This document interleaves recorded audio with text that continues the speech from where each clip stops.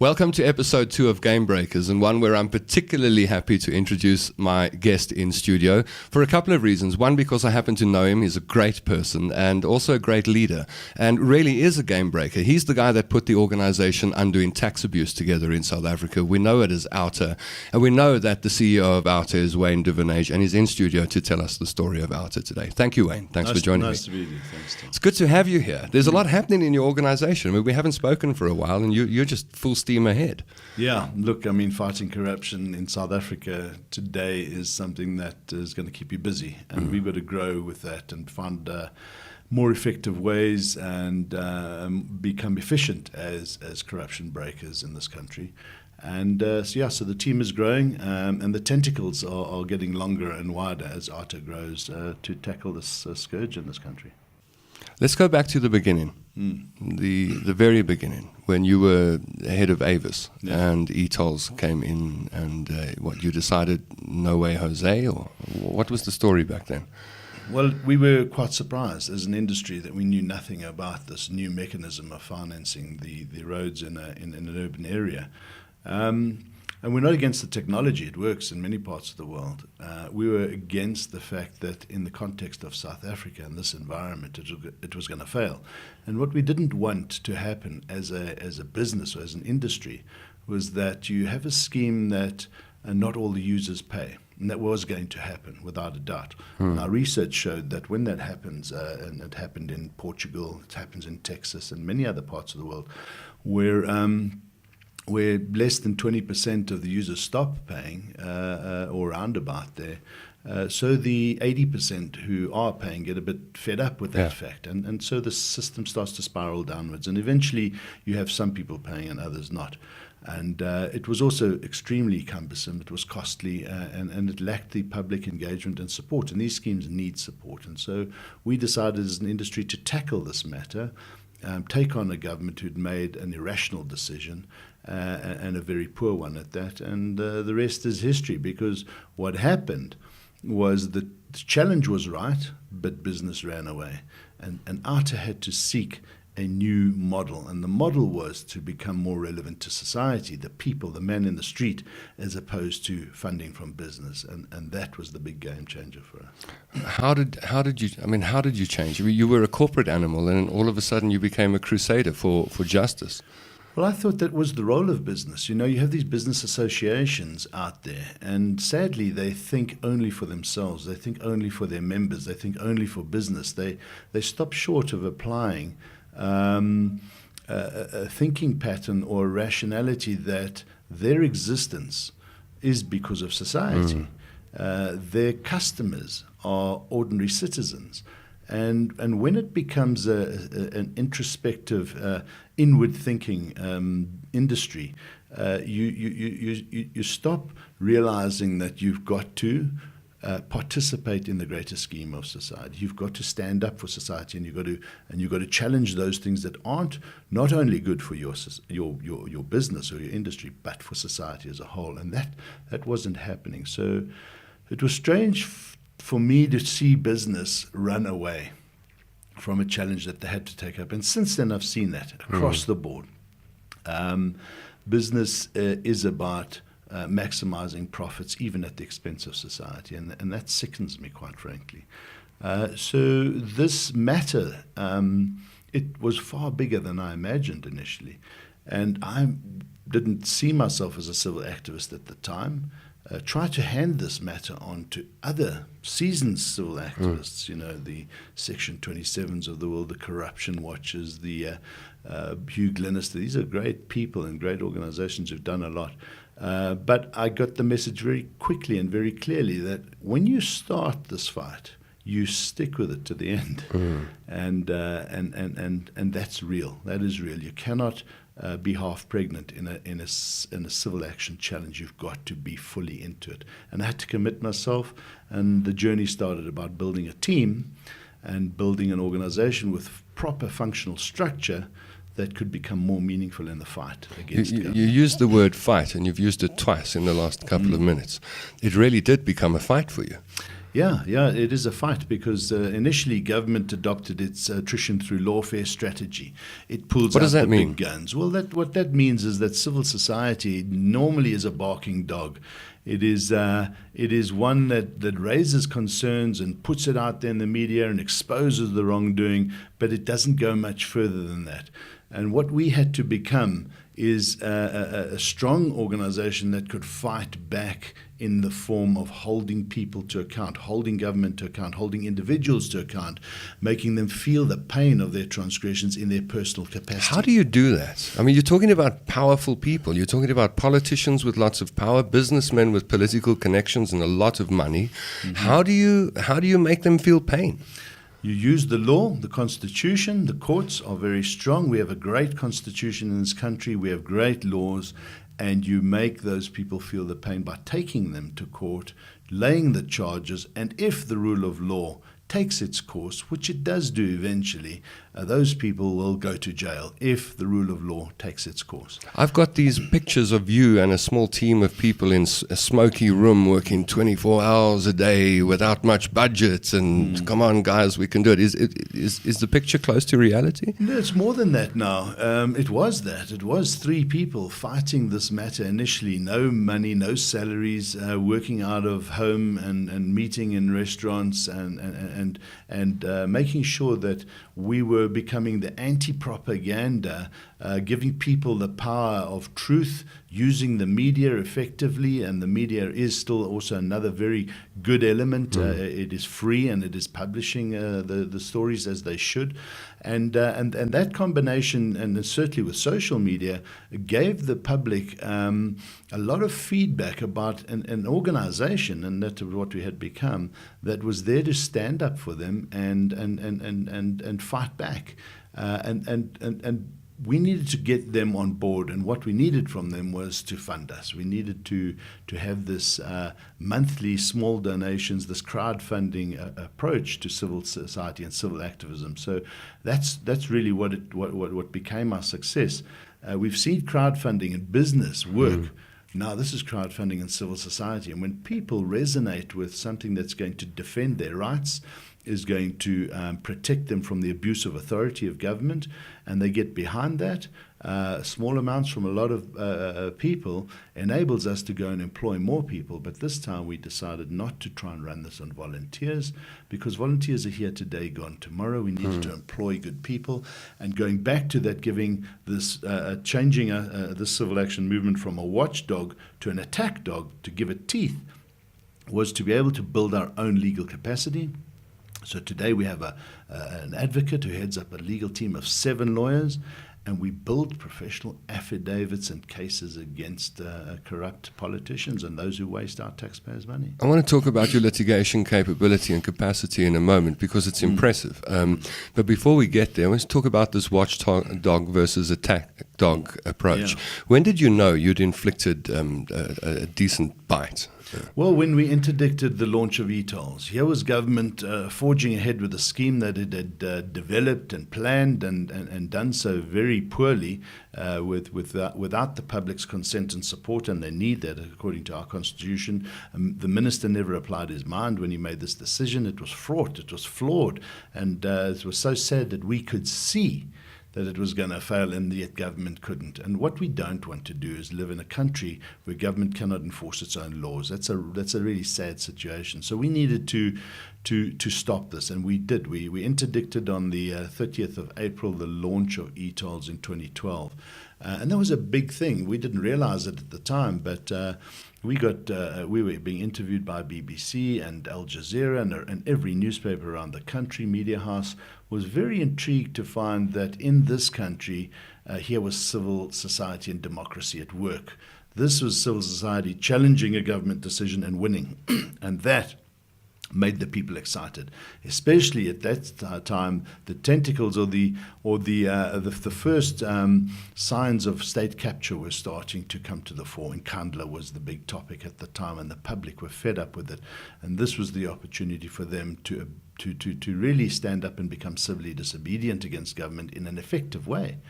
And the rest is history, because the scheme has failed completely. Here's a policy decision taken by government and brought to its knees by the people. That in itself is just a powerful situation. You've become I mean, would you find it offensive if I said media darling? The media love you. Your phone rings continuously. People want to talk to you. I don't know. The media have certainly seen that we're an authentic organization, that when we put statements out there, we mean what we say, and what we're talking about are real issues. We're not headline seekers, but we need to get the stories out there, and the media like that because the public enjoy the work we do, and so people read what we say. So I think from that point of view, it's working. This is not about trying to be in the news. This is not about wanting to be famous. This is about just doing what we've got to do. Tell me about OUTA structurally. How is the organization put together? You've put it together, and how did you? Well, we need, like anything, any organization's success depends on people, and good people. The better people you have, people who are passionate about and professional about their work, helps a lot. Positive energy creates growth and productivity like you cannot believe. So it was about getting the best people, so professionals with a civil activist mindset, into the space of a formal structure of fighting corruption. And what that looks like is getting portfolio managers who are specialists in their various fields. And if you're going to challenge government on energy, then you need an energy expert. And we have Ronald Charker there. If you're going to challenge people on water and water issues and government and water issues, you need water experts. And we've got a good guy there in Yamkela. And Dominique Msibi, who handles our communication portfolio. We have got Rudy Heineke in our portfolio of transport. And then they are not specialists in investigations and litigation. So you support them with strong teams, these functional teams of investigators, litigators, and researchers. So we've got a research department, research manager, and then all of that needs to be supported by a good communications team that gets the stories out there. Put all of that together in a structured format, project management style, as in each case becomes a project. And you build a machine that moves, and it moves every single day, and it's moving forward. And we've moved in 2 years from one case, which is the ETOL matter, and we continue to fight that, to now close to 90 projects that we've put in place. What are some of the big fights you're involved in at the moment? Well, we are holding Dudu Mnyeni, the ex-chairperson of SAA, to account through a case that we have laid against her to become declared as a delinquent director in court. That's going to take some time. In 2019, that gets to court. And that's the thing about the fighting corruption. It's not an overnight process. You've got to be in this for the long run, which is why you've got to have good people, and you've got to have them continuously in your team, and you've got to pay them the salaries, and that's why you've got to build a model that funds that ongoingly. We stopped the rehabilitation funds, the Gupta Mines rehabilitation funds, from being abused and possibly even moved offshore. 1.8 billion rand we saved the country on that matter. We've laid a number of criminal charges against numerous ministers, Faith Matambi, Batabili Dlamini, Zwane, the ex-minister of minerals, and there's about 16 of those cases, CEOs and executives within state-owned institutions, and there we work now as the barriers in the enforcement agencies start being lifted, NPA and the Hawks. You start to see that the fruits of that work, which was laid last year, starting to come to the fore. Yeah, you mentioned names. I mean, Dudu Mnyeni and co. What do you want to see happen to these people? And let's say Jacob Zuma, for example. Where do you think he belongs? In jail. In jail. People who transgress the laws in this country, people who abuse their authority to the extent that either they or their connected cronies benefit unfairly and wrongly from taxpayers' money, need to face the consequences. And if the rule of law, as I've said, takes its course, those people don't belong in society. They belong in jail. As we started chatting this morning, you spoke about Dr. Khoza joining the organization and the effect that's going to have on your fight at local government level. This is a new development at OUTA. What is this initiative or this push into local government? Well, what we found over time was that we are challenging the abuse of taxpayers' money at a national level in the state-owned institutions and at the various departments. But we started getting a lot of calls from the public saying, look, it's all very well, and we like the fact that you're challenging Eskom and making sure our tariffs don't go too high and SAA and so forth. But the sewage is running down my streets in the town that I live in. The potholes are getting bigger, the lights are going off, the water quality is dropping. Can you help? Because this is the third tier of government. This is the tier where people live. This is the tier where people drink, eat, sleep, and die and get buried in these communities. And yet, local government, national government, and provincial government have taken its eye off, and its oversight roles and responsibilities over municipalities was virtually missing in action. And corruption was rife in local government. So local government beware, because OUTA is coming to town. Absolutely, and this is where our tentacles now get to where real politics plays its negative impact on society. And what we're seeing is people are fed up on the ground, and they want nothing to do with politicians anymore, and they're turning to civil society to provide the solution. And this is now the beauty of civil society. This is what current democracy is about. We don't wait every 5 years to become relevant in elections. We every day work to hold now the same model at national, going into local space, hold local politicians to account for their abuse of authority, hold those municipal managers, those mayors to account, and put them in jail if they are part of the problem and the misappropriation of funds. And it's bad down there. Let's end off, shall we, with this civil society you speak of and the supporters of OUTA. How many have you got, and what do they contribute to you, and why do they do it, and why should I, as an ordinary citizen, be part of OUTA? Well, lovely question, and I think the short answer to that is civil society today, more than ever before, is extremely relevant. Look, we live in a democratic country. The democratic processes are free. We elect our government, but our government has let us down. And so it is civil society organizations that are able to challenge government and effectively do so, that need to be supported. We cannot do our work without paying salaries. We can't pay them once off. We cannot rely on once-off donations. We can't pay our rent once off. So we're an organization now that markets, that communicates through social media. We need specialist people. And to grow this, we need to employ people even at the local level, and pay rents and communication costs. So what we rely on, and we have several tens of thousands of supporters, and that's growing. The average donation is about 120 Rand a month.